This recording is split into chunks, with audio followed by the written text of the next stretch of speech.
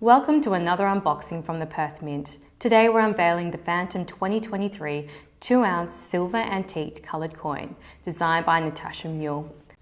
Accompanied by a numbered certificate of authenticity, the coin is housed in a presentation case where, when opened to reveal the coin, the underside of the lid features a full skull mark with the eyes that automatically light up. The special case comes in a shipper, which also features a varnished version of the Phantom skull mark.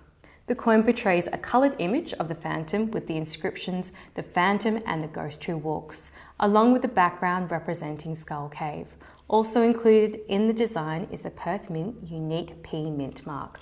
Struck from 2 ounces of 99.99 pure silver, the coin is issued as a legal tender under the authority of the Government of Tuvalu.